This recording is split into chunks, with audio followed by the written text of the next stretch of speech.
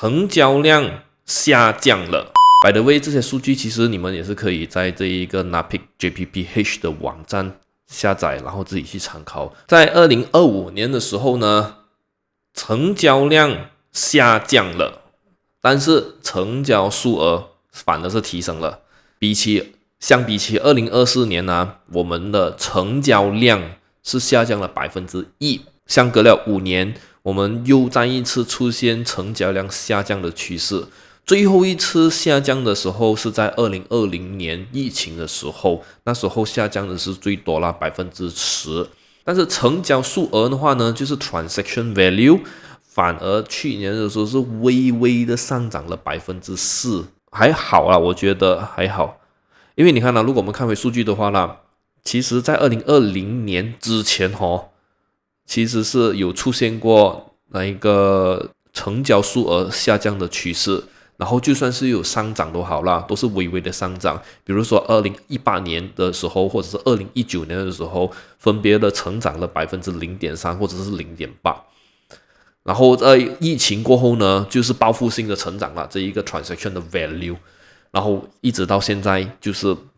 开始进入很缓慢的这一个趋势了。我自己的解读是这样子啦，我总是认为如果你能够很平稳的成长的话，其实是健康的，至少不是那种很暴力型的那一种成长的话就是可能会更加容易导致到房地产的市场泡沫呢。因为当突然间有一个很暴力型的成长的话啦，就是说大家都是在去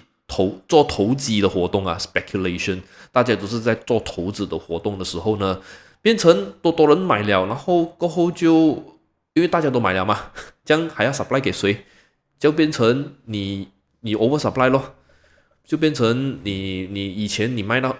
很高的价钱的时候，然后突然间现在你又要把那个价钱拉低下回来，拉低下回来卖，所以这个就是其中一个泡沫的现象嘛。可能对于有些人来讲，哇，这个速度太慢了咯，根本就不值得，反而还亏钱。OK 啦，是亏钱还是赚钱，由你们自己讲啦。但是从数据来讲的话，它的 value 是有上涨嘛？这样就要看回你 hold 着这一个房子，或者是你持有这一个房子是多久的时间。我从来没有听过我们的长辈们在20-30年前，甚至4-5年前买的房子他会跟你讲，哎呀，买了亏钱的。很多都是静静的、安静的笑着来卖的，因为他们的房子持有了够久，它已经是有那一个幅度了，它成长，它已经有很足够多的这一个成长空间了。加上40-50年前跟现在比，肯定环境不一样，因为那个时候可能生活便利设施还没有那么的完善，交通可能也没有那么完善，现在很多东西已经发展起来了的。所以就变成吸引越来越多人来这些地方住，所以变成你的房子越来越贵。但是现在会不会还有没有这样的故事？可能就没有，好像以前这样子翻一个2-3倍这样子，可能没有了啦。因为你看回现在的 graph， 其实就是很微上涨这样子。但是至少我还是想要讲的那一句咯，其实它不至于让你亏到血本无归啦。OK， 还能够保值咯。在过去，尤其在最近，我也是时常跟身边的人讲的。买房子你不要 expect 来 flipping， 你不要 expect 来翻倍来赚这样子。买房子是一个持久战来的，你有 cash flow hold 的越久的话，那个就是你的资产了，甚至你还能够传承所以每一个人买房子，他的定义、他的思维、他的 perception 会不一样的。OK， 如果你还是希望说我要在很短的时间内赚到一大笔钱的话，Sorry， 房子肯定不是你的选择。市面上还有很多其他的金融工具，让你去可能更适合你的风格来让你赚钱，但是可能房子就不是了。OK， 所以我们继续往下看这一个数据，在2025年Central Region 的这一个 transaction volume 反而不是最高全马来西亚南马就是 Southern Region 包括了 Johor、马六甲这些地段。就占了26%。Johor 吗？去年大家一直在讲这 Johor， 大家一直在讲这 CIQ， 大家一直在讲这 RTS， 所以变成去年的那一股风吹到很厉害，然后也制造了很多成交。然后第2名呢，反而是北马区 ，Northern Region， 就是包括了吉打州霹雳州、槟城还有 Perlis 这4个州属。Central Region 呢，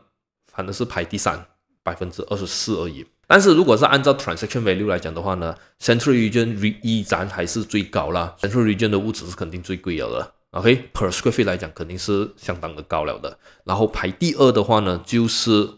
南马州 Southern Region。然后如果是按照价位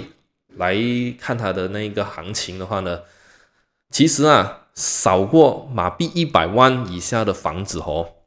都是下降了的，反而这个房价超过马币100万以上的房子它是有上涨了10%，所以马来西亚有钱人还是有的，只是可能他们很谨慎的去买房子而已。OK， 其实这个东西我在去年的时候也是自己有察觉到，也是有感受到的一个现象的，那就是在去年的时候，新的 launching 其实是减少了的。我甚至也是有跟身边的顾客讲过，在这个数据里面也是反映出一样的数据。然后如果是讲工厂呢 ，industrial 的话呢，也是蛮 interesting， 因为这2年大家都在讨论着，有很多大企业进来马来西亚买地啊、买工厂啊，那种大型的工厂呀，所以从这一个数据上，我们也是可以看得到在去年的时候，这个 Planned New Supply 啊，在去年的时候就有提升了4.47%。所以接下来我自己也是会关心的数据呢，就是包括了 residential 的住宅型的项目，还有 service apartment 的啦。launching 最多的州属 residential 啊是雪兰莪州，接下来就 Johor， 然后到 Perak。所以在去年的时候啦，它总共 launch 了64000间。但是它只是销售掉35%而已。你看，它大多数滞销的州属是哪里呢 ？Perak。我不知道我这样子的读解对不对啦，因为我自己对 Perak 州的了解是这样子而已。怡保作为旅游区，怡保以外的地方不是种植业就是生产业。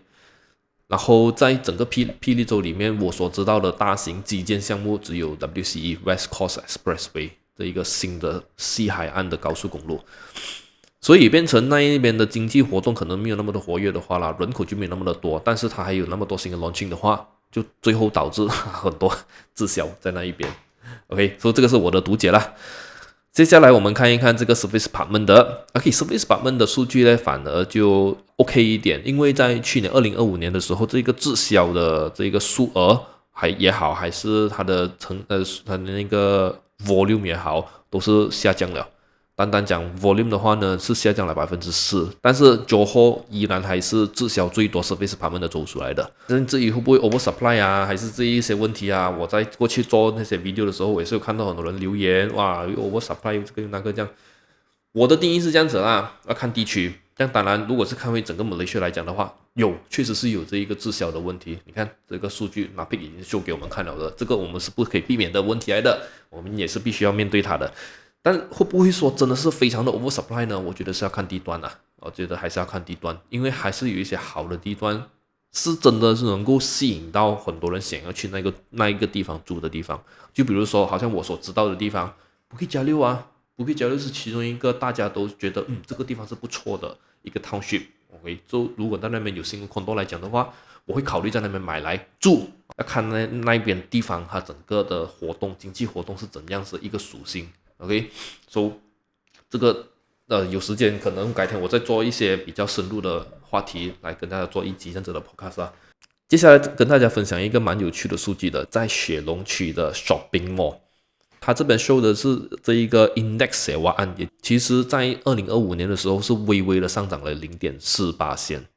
成长最多的部分的类型是 super regional 的商场或者是 neighborhood center 的商场。这两个是什么东西呢？ Super Region 呢，就是这一个它的那个 Net Lettable Area 是多过100万方尺的，比如说 One U 啊、Mid Valley 啊这些这样子的。那 Neighborhood 呢，我所理解到的就是，就是可能靠近我家的那种，靠近你们的住宅区的那种中小型的商场。比如说我拿一个例子，最靠近我的就是 Cheras Leisure Mall，OK， 这种是 Neighborhood Center， 这一类型的商场也是在去年的时候微微的上涨了 0.28%， 租金啊，购物商场的需求还是有的，因为我们正常人都是喜欢去逛商场的吧。然后接下来就是这一个office rental， 在2025年这一个 Pejabat Binaan Khas 就是 specially made commercial building， 它的租金指数其实在2020年过后它就是一条直线了，它没有在波动了。我觉得 OK 啦，因为这个是租金啊，不是那个买卖的价钱啊。因为你的租金稳定的话，就是变成如果我是做生意的，我就能够很容易控制到我的 cash flow 咯，能够容易控制到我的这一个 expenses， 因为你租 office 是一个 expenses 来的，做生意的话，所以当这一个租金指数没有那么多波动的时候，作为生意人，作为开办公室的生意人来讲的话，其实也是一件好的事情啦。最后我想要跟大家讲的是什么呢？我们再回到去一开始我也讲到的，在2025年整体的交易量还有交易的数额为什么会这样子？第一个我能够解读到的东西就是它的物价其实还是有成长咯，所以即使你的成交数量变少了，但是你的那一个成交的数额是增加的，所以这个是很 straightforward 的东西的。这样是不是说大家都不要消费了啊？其实也不是的。如果我们看回整个马来西亚全部的经济体系，包括了这一个销售的，就是说 wholesale and retail， 包括了汽车的销售，包括了服务业的等等的。其实我通过 AI 来帮我搜查出来的信息来的。OK， 我最记得的就是汽车的销售量去年是高达80万辆，82万辆诶。其实蛮厉害一下嘞，所以你看还是有人要去买车的，但是没有人要去买房子。I mean 没有对跟错啦 ，OK， 我也是喜欢车，有本事的话，有能力的话，为什么我要买，对不对？这样如果是讲其他的那一些领域，比如说 wholesale、retail 这一个领域呢，在2025年是有，就是说截至第三季度为止还没有到全年第三季度为止就已经有成长了7%的这一个销售，然后 wholesale 就是 6.9%， 它这一个 retail sale 里面其实是有包括了 shopping mall甚至我们平时买的那一些日常用品这些是固定大家都一定要消费的东西，所以就有提升。然后还有就是服务业的话呢，就有包括了保险其他的金融工具等等的，这些它都在去年都有提升，我会把它放在这个 screen 里面所以为什么我会讲到这个东西呢？就是说其实大家不是说没有去消费，只是说可能把他们的钱消费在不同的地方。OK， 像那些基本的那些领域，比如说食物这些日常用品，这些是肯定要消费的咯，而且是有上升的趋势。所以由此可见，其实大家不是说不要去买房，可能在过去的时候，大家就是抱着一个很谨慎的心态，慢慢看，然后再做对的决定，已经是没有大家好像以前这样一看到有什么新的乱去一窝蜂冲着去，然后就买。这个是从数据上能够解读到的东西啦。大致上这一些就是我能够跟大家分享的数据还有我的观点不知道你们对接下来会有什么期望会有什么看法或有什么观点，欢迎在这个评论区那边一起交流一下咯。录制这一个视频是3月5号6号所以距离美国、以色列还有伊朗那一边开战已经是差不多1个礼拜了啦。所以接下来会有什么变化，我们大家也不知道。但是我想讲的就是，我觉得这一场战争它不会直接影响到我们马来西亚的房地产市场，它可能会影响到其他的东西，因为毕竟马来西亚的房地产市场是供自己需求的比较多，它只是在去年的时候，因为 MM2H 的这个新政策，导致有很多外国人，他们为了要满足这个 MM2H， 他们才来买房子，所以这个马来西亚的房地产市场还是供内需会比较多。但是如果这一场战争持续越来越久的话它会影响到很多东西，这个我相信大家也明白也理解的，那就是会影响到我们的原材料咯。现在最直接影响的是什么？就是这个石油的价钱。虽然我们的政府讲会尽量控制这一个石油的价钱给我们但是今天不知明天事。如果政府觉得我承担不起这一个 subsidy 小了，这样子还要 cut 的话，